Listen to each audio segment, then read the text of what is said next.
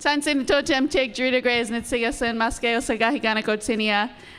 afternoon. My name is Jarita Grayes. I'm from the Muskeg Lake Cree Nation, and it's an honor and a privilege to open this session for you today.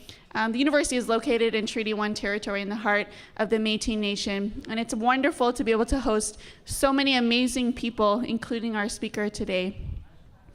So my role here at the university, I'm the Acting Associate Vice President of Indigenous Affairs, and our office has worked really closely with the organizing committee to bring this here together, and we really are so grateful that each and one of you could make it here to attend this event with us. So now, I have a great privilege to introduce Hereditary Chief of the Gwawaenuk Nation, Dr. Robert Joseph. He comes to us from his community. He's also currently the Ambassador for Reconciliation Canada and a member of the National Assembly of First Nations Elders Council. He was formerly the Executive Director of the Indian Residential School Survivor Society and is an honorary witness to Canada's Truth and Reconciliation Commission. Last night we heard Gwawaenuk speak about the tremendous impact that Chief Joseph here has had on him and many other people's understandings of survivors' experiences and how that's impacted our families. So without further ado, please join me in welcoming Hereditary Chief Dr. Robert Joseph.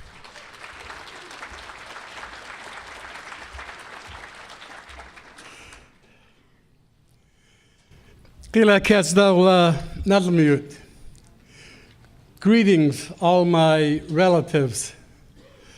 Nugwadi Kunhwadzia. I am Chief Thunderbird, Gayutlachida Kwakwakawak. I am a chief among the Kwakwakawak people along BC Central Coast. We got hins alagi lachida kayas. Kheda naki sandala khida nala. So let us together this day in this place begin to discover the pathways for reconciling our time. I want to start though by acknowledging the people of this territory, the Treaty 1 people. They have been so generous, so welcoming throughout all of time. As the newcomers have come to this great country, these wonderful people have welcomed you with open arms, so thank you to them. I want to thank the National Research Center and Rai and his staff, and of course, this university and its partners for sponsoring this very important, timely gathering. And of course, this gathering would mean nothing if you weren't all here. So I want to thank all of you. And last night I was here and realized that I had friends from almost 2 decades ago that were sitting. Oh, they're still sitting there. I can't see, guys.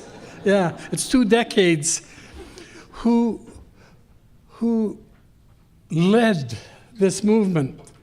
Unbeknowing, and they were the first ones with courage and vision and resilience to tell their stories and then have the courage to go to court for all of us survivors. I remember sitting in 1 or 2 of those court sessions, and it was brutal, and it broke my heart to see the churches and the government defending what had happened in this country to Aboriginal people and especially residential school survivors. So these special guests of ours truly are brave and resilient and powerful. They brought us to this moment. They shook up this country with their stories, and they shifted a national consciousness. And when I think about that, unprecedented change is coming our way because of these brave people. That will be your legacy. Your children and your grandchildren will know that. So I think we should give them a great big hand right now for all the survivors and these people.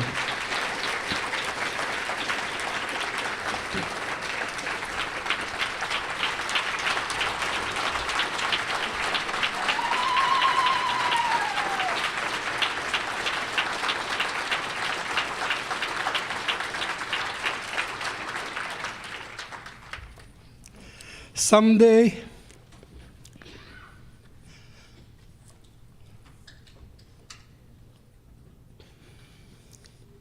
in this great country of ours, we will embrace love. We will love and not hate.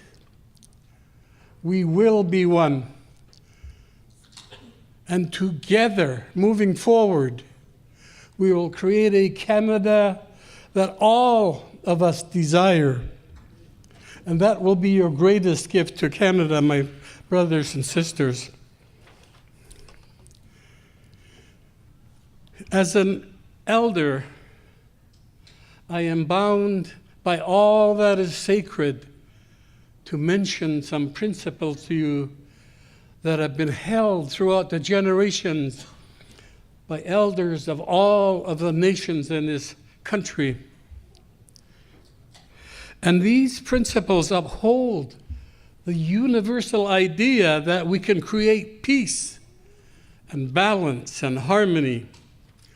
One whole, inseparable, one creation, one humanity. Namuyut, we are one, not only with each other, but with the world around us. And this is the whole of that idea that we, everybody in this room has a role to play in bringing it about. Imagine this: creator, creation, enlightenment, calling for this truth to be borne out. It's a story about a universal vision that somehow we've forgotten. We must respond again to the spiritual calling, the spiritual imperative that we live in a reconciled world. That's our fondest dream, and it's our fondest goal. To reconcile and to make reconciliation a core value as individuals, as families, as communities, and a nation. To make reconciliation a core value. That's what we've got to do. That's what we must do. So my vision for a Canada includes a nation with all of its people, governments, and institutions, embracing reconciliation as a core value. This is not just a one-time discussion, checking off things that we ought to do and thinking it's done. When we embrace reconciliation as a core value, we will embrace it for all time, generation to generation to generation. If we don't do that, we will always return to these places of marginalization and to be separate, back to hatred from love. We must embrace reconciliation as a core value. If there's anything I want you to leave with in these 2 or 3 days that you're here together, this is not a project, this is not a one-time initiative. It's something about what you can do for the rest of your life, contributing to our wider society and the world about how we should treat each other, how we should live together. It has become evident that throughout human history, that imperfection is constant. We know that. You know that. And that perfection is elusive. We must therefore consider the process of reconciliation to be a journey. Every generation, therefore, must seek its own state of reconciliation. So what is our responsibility? It is to create all of the reconciliation that we can this day, in this place, in this time, and with all of you. And then more importantly, passing it on to the next generation. My vision for a reconciled Canada includes an ongoing, lifelong, from generation to generation commitment to reconcile by all who live and work and play in this great country of ours. My vision for a reconciled Canada includes everyone. There is not one person here or one group or one organization that can do it for us by itself. We need each other. So that's why I'm so grateful when I look out at the sea of faces that you're here. I know that you care, and I know that you want to be part of something good, something great. Some of you may be wondering, who am I? Who is this old guy up there spouting off all these ideas? I want to know sometimes too. But I talk in many places to many faces, every color, every race, every creed, every gender, every division. I have seen the face of Canada, and I talk to them. And usually the first question I ask is, who are we in this room? Ask yourself that right now. Who are we in this room? Who am I? Ask yourself individually, who am I in this room? Why are we here today? Why are we gathered? It's because we need each other. We haven't been able to, in the collective sense, find the way to allow us to live together in peaceful, harmonious ways. So I just want to tell you briefly about my background. I was a little guy, 6-year-old, when I first went to a residential school. Before that, I lived in this little village on a midden, shell midden, clamshell midden. It'd been there for thousands of years. My people had lived there, cradled by the ocean and the forest behind it, abundance everywhere, one language, culture strong, everybody looking after its children.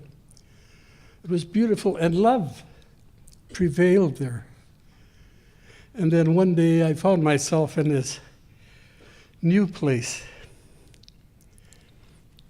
I didn't understand the people who were in charge. I was removed from a love of an environment of love and care and nurturing to one of cruelty and harm and loss and despair and hopelessness. That's why you're here. You've heard some of these stories. And because you know it wasn't right and it isn't right, you're all here and want to do something about it. My best memories of that place were never to be. They were always ending up being my worst memories. So I suffered after I left that place in anger and chaos and dysfunction. Those were my constant companions trying to make sense of my life. So I'm here because I have come to terms with my past. And I want you and Canada to come to terms with our collective past. That's why I'm here. I have a story to tell and an experience that may help me, help you, help others. So my vision for a reconciled Canada includes all Canadians coming to terms with our collective past. I just want to stray from my notes for a little moment. The other reason I ended up here was that my life fell apart. I so totally capitulated to alcoholism and anger, hurting myself, hurting my family, that I lost everything, most of all my dignity. And I had no idea. I was having those feelings again that I used to have in that school about being worthless, of no value, no purpose, no idea about my life, what my life could be. So one day I woke up and my family was gone, my children were gone, and I sank deeper into alcoholism. It got so bad, I won't tell you the rest of how bad. But a friend of mine accosted me one day, and he said, "You know, Bobby," he said, "I don't like what you're doing to yourself. I think you should come fishing with me, even for a day." And I used to fish with him, that's why, and he's a friend and a family member, actually.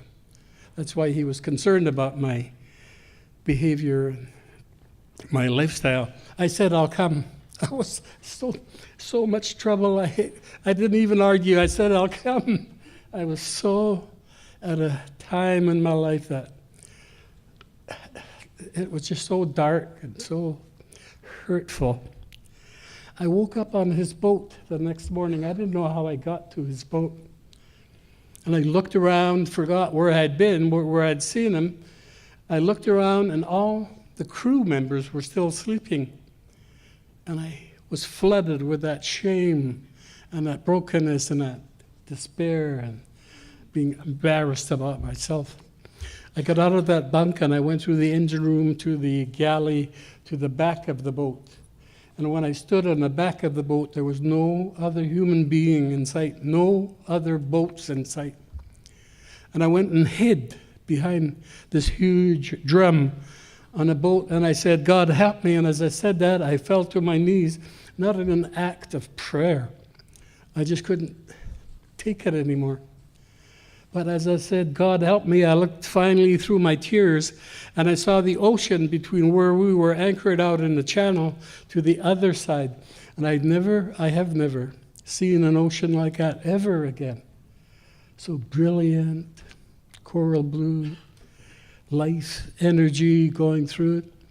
And I looked at Vancouver Island. It was on the other side of the channel, and I saw the forest there, and I saw lightning bolts going through that forest.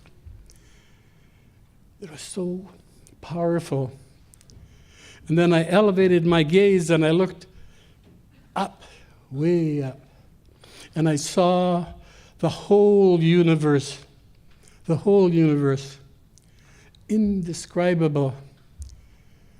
And I heard this voice say to me, "In spite of what you've done to yourself, I love you and you're a part of all of this."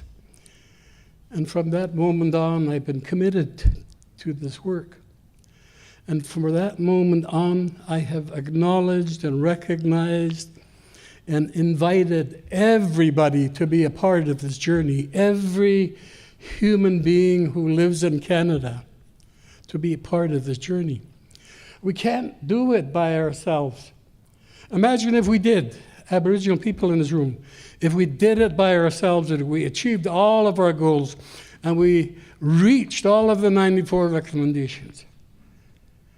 And we didn't do it through getting to know each other, from having dialogue, by creating deep understanding that began to allow us to recognize our common humanity and therefore embrace each other in a different way.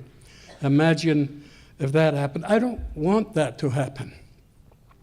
I want this process to be one that includes all of us, all Aboriginal people, so that at the end of the day, in the cacophony and the symphony of our color and difference and ideals, we celebrate together. That's my vision for a Reconciled Canada as well. So I've been here for, it's almost 20 years now since I first began to come here. What I know is this, that we have been drawn to this moment. You have been drawn to this moment as Canadians because of our harmful attitudes and treatment of Aboriginal peoples now and in the past. And it has become hard to bear. We know it's wrong. It bothers us that we have treated people in this way. I'm talking to the rest of us, Canadians, everybody in this room. So let's take stock for a moment. I see a future ahead that is breathtaking. Consider this: we stand in an unparalleled moment of hope and promise. Like never before in all of my lifetime. I've never seen this moment before. We are in an era of immeasurable optimism, fueled by a shift of national consciousness and a deepening desire to reconcile. We, as Canadians, I'm talking mostly to the other non-Aboriginals now, we as Canadians want to be who we say we are: fair, just, inclusive, caring, equal, compassionate.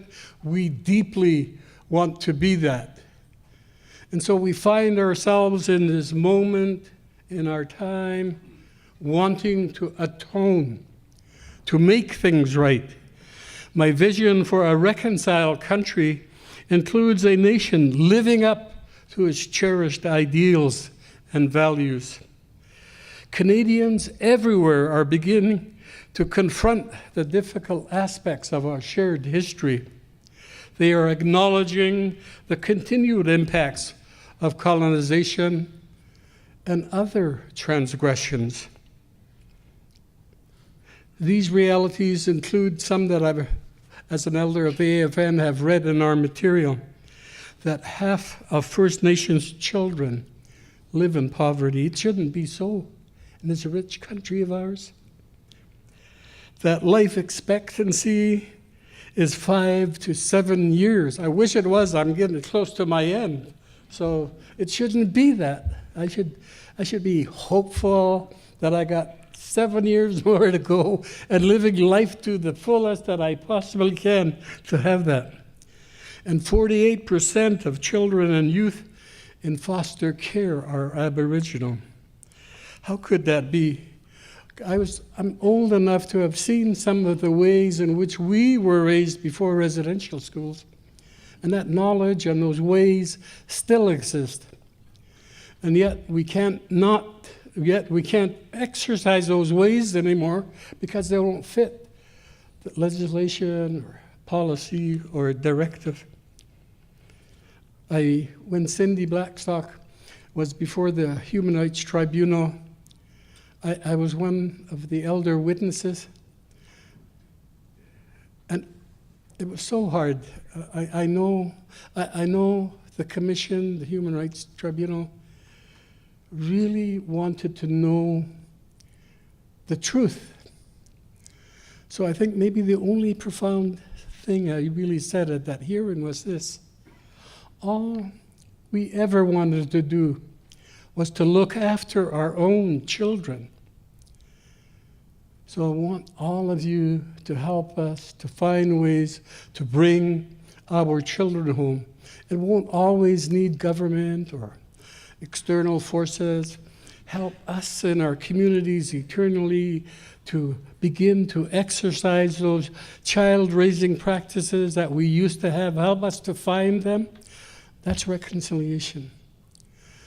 My vision for a reconciled Canada is when Aboriginal people are looking after their own children. And then, of course, we know the horrific secondary school graduation rates, which stand at 35% compared to 85% for all others. That TB is 31 times higher compared to all others. That suicide rates are 5 to 7 times the national average. That Aboriginals account for almost 3/4, 1/4 of all adults incarcerated. And the list really goes on, and this was just part of it, and I haven't read it all. But beyond the metrics indicated that which I just referenced, the Assembly of First Nations was also really pushing hard for Canada to uphold rights. First Nations and Canada have a nation-to-nation relationship enshrined in treaties, ceremony, and protocol, and it's affirmed in Canada's Constitution and as well in international law. Canada must recommit to the nation-to-nation relationship. Canadians believe in respecting and upholding rights, including First Nations rights. The Crown must work hand in hand with First Nations in a spirit of peaceful coexistence, mutual respect, and sharing. Those are the essence of treaties, and that all current and future federal laws, policies, and practice must respect these principles. Our elders made a commitment to one another to work together based on partnership and mutual recognition of one another as nations in the beginnings of this country's time. We must honor that commitment. They talked a lot about the environment. As stewards of the natural environment, First Nations have a deep connection. You've heard it this morning as well from our brothers from across the ocean. Has sustained us from time immemorial. Increasingly, the environment that has sustained us is under threat, constant threat. First Nations have relationships, protocols, and clear responsibilities to the lands, waters, and all of creation. Taking action to protect the environment is in everyone's collective interest and is imperative to the well-being of all children and coming generations. So you see, we have so much in common already that if we can just continue to reaffirm and reinforce and reiterate those things that are common to us, we as a people, all Canadians, can begin to align, to straighten out some of these things that have been amiss. I was thinking about what reconciliation meant in Kwakwala, to straighten out, to make right, to create harmony. All those universal laws, ancient, traditional, exist. And for some reason, we keep ignoring them. My vision for a reconciled nation includes Canada respecting and upholding treaty rights and the creation of modern treaties, modern-day treaties where none exist. My vision for a reconciled Canada includes the recognition of the special relationship that I just talked about that we should be having. I have spoken about the unparalleled enthusiasm and growing desire by many Canadians to reconcile. So who are these Canadians, you say? Who are they? Do you see what I see? I see a nation undergoing a period of transformative change right now. We think we're just at the beginning, and we think we're just trying to figure it out right now. But we're already in this country in a process that has started moving towards reconciliation. I see a country and people deeply willing and ready to commit to rebuilding a dream that they had, that which can become a dream that we all have now. A dream that reflects the promise of its values and ideals, one that is inclusive, equitable, just. The collective desire is real and clear now, and it is reconciliation in this time. It's clear. Canadians across the board are saying that. This is the time. The collective future that we're envisioning is already here. What is driving this incredible and astonishing phenomenon called reconciliation? Well, there are a whole number of things. I'm just going to go over them for you so you can convince yourselves that it's happening, because it is. First of all, we started off 20 years ago with some brave individuals going to courts. And before that, the Royal Commission on Aboriginal Peoples was telling about the story that these brave people would begin to tell in real ways. So there was a new narrative across this land about us. It was an inclusive narrative that included all our stories. And finally, we discovered that something was indeed wrong. So the Truth and Reconciliation Commission is here. It has its 94 recommendations. It is a document that can guide us into the future. We're not arguing anymore about whether it happened or didn't happen, because we have this commission report and its recommendations. We have the United Nations Declaration on the Rights of Indigenous People. It's a beautiful document. I want all of you to go home tonight and read it. It is so simple in its intention, but yet powerful beyond belief, simply asking us to treat each other like human beings. Imagine that. And then there have been numerous court cases that are guiding the way as well.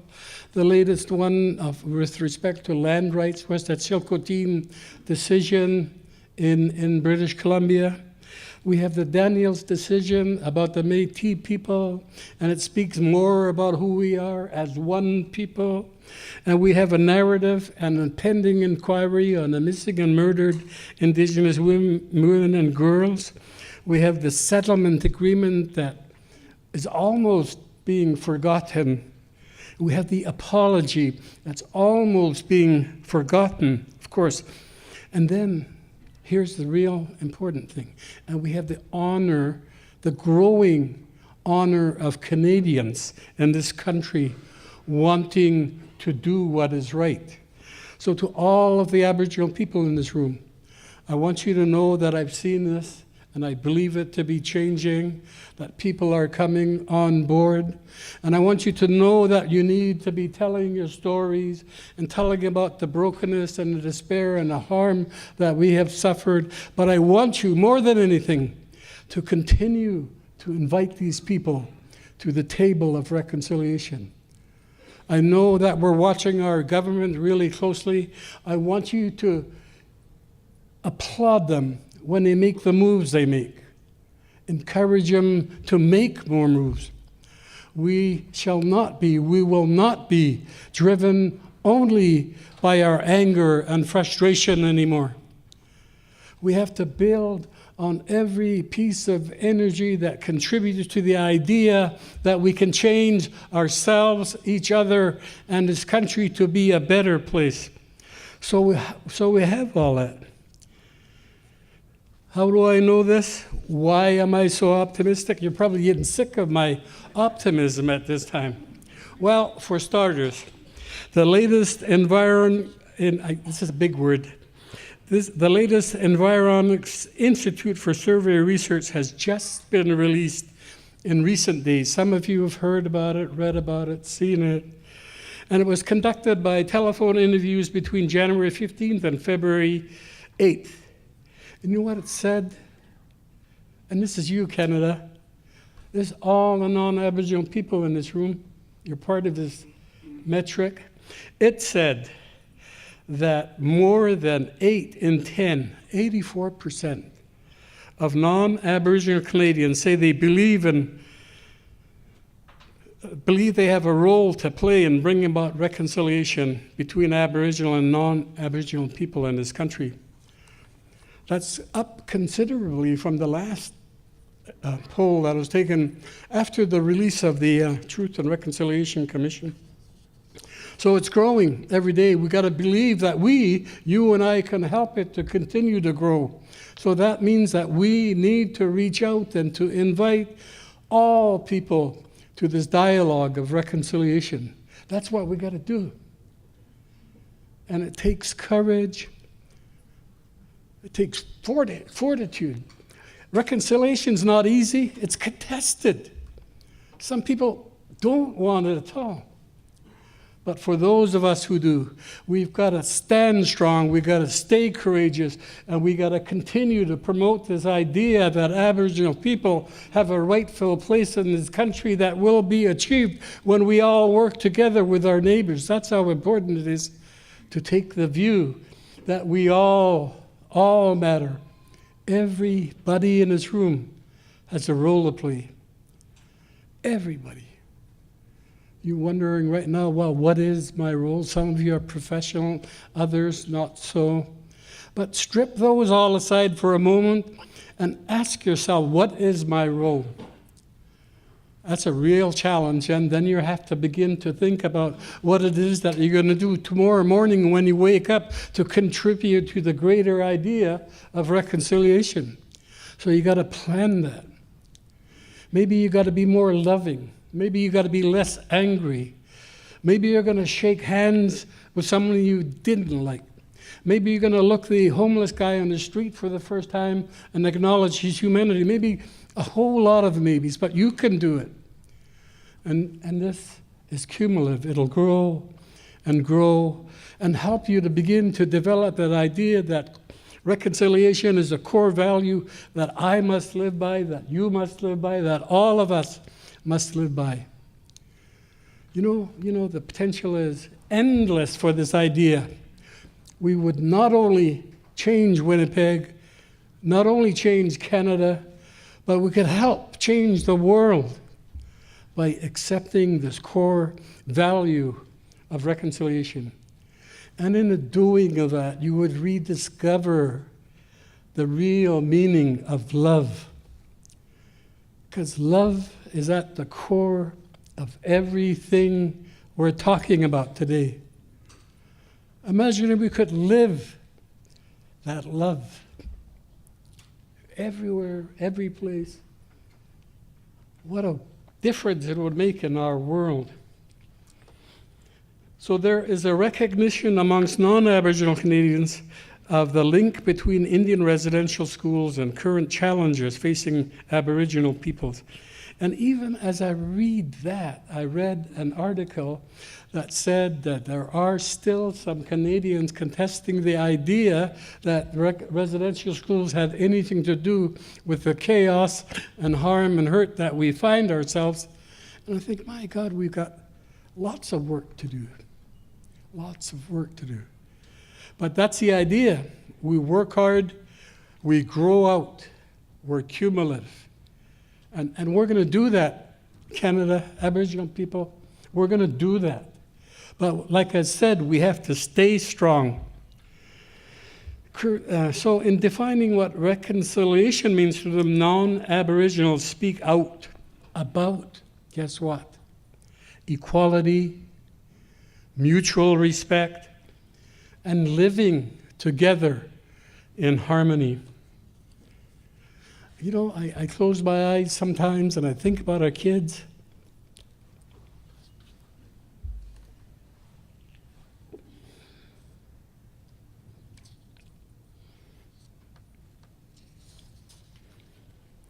I think about our kids living at home who don't understand this grown-up adult harm that we cause to each other. All they want to do is to live their lives, have fun, and they don't know the words, but they want to be loved and nurtured and cared for, respected.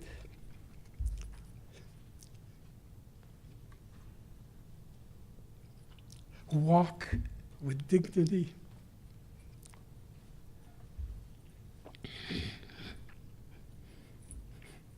So here's what I have to say to you.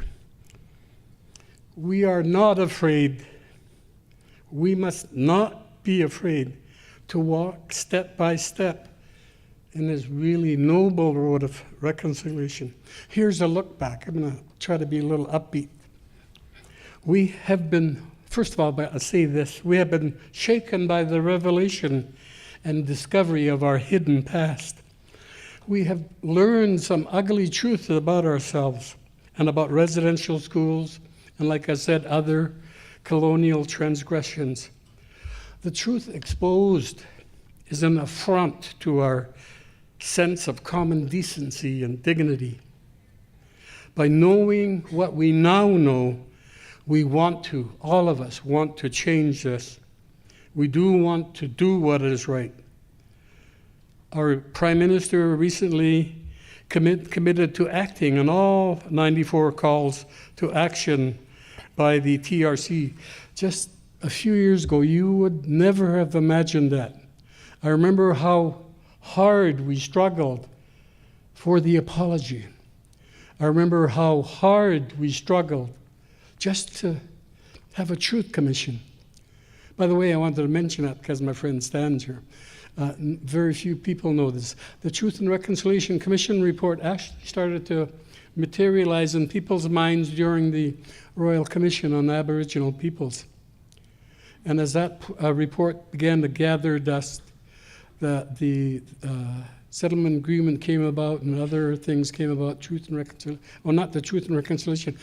Our former national chief, George Erasmus, went to the Assembly of the United Church and challenged the church to push for a public inquiry that had been one of the recommendations of the Royal Commission on Aboriginal Peoples. So we got together, the church was good enough, the United Church was good enough, invited the other churches, invited us, Aboriginal survivors, some organization, and others, and we talked about how we would press this government to create a public inquiry. Finally, after 2.5 years of that, we recognized the futility of that, and I was honored to be the co-chair of that voluntary roundtable. I went back to one meeting, and I was listening to everybody, and I realized I was the last holdout for a public inquiry. So I got up. I got up and I said, I get it. You all know the futility of pushing for a public inquiry. So what is it that we want? And then we began to examine our history and the evidence and other documents, and we recognized what survivors had always wanted was to be able to tell their stories in a safe place. So suddenly the idea of a truth commission began to materialize in our minds. And we crafted a framework for this truth commission, not this commission. This idea of the commission started 3 or 4 years before the actual commission came about. We were going to create, if the government didn't support it, a people's commission. That's what we're going to do. That sounded so exciting. It was like the old days when I was young and a good struggle was always welcome. And so we discovered, after working together for those 2.5, I guess it was 2.5 years, that the settlement agreement parties were negotiating their settlement. So we went there and advocated for a truth commission, and settlement agreement people were really, they worked hard. They were really good people. And it didn't take a whole lot of, is that a signal for me? Oh, okay. So anyway, to make a short story short, 10 minutes, I gotta hurry here. So that's how the commission came about. And its genesis actually even went further back than that, to all of the stories that were breaking out throughout this country among survivors who were beginning to know they weren't alone, and they wanted to share the truth with each other and reach out to each other in healing. So I just wanted to throw that in for my friend Stan. So a significant commitment, and this is talking to the 94 recommendations, it will be a significant commitment that, when realized, will carry meaningful and lasting impacts for all Canadians. I always want to emphasize this. Everything that we're doing, what we're doing specifically around Aboriginal issues. The idea is that whatever we do is going to elevate all of us. All of us will be beneficiary to the work we're doing to bring about justice and equality. But more than that, it'll inspire us to accept each other in ways that we have never done before. And then, of course, Aboriginal Affairs Minister Carolyn Bennett recently announced, along with Minister Jody Rebold-Wilson, Canada's endorsement of the United Nations Declaration on the Rights of Indigenous People. And that's pretty cool. That's a real commitment. And it is being said over and over again that reconciliation is just not about Aboriginal people. It's about us. It's about all Canadians. Reconciliation takes many forms and involves all Canadians. Our Prime Minister's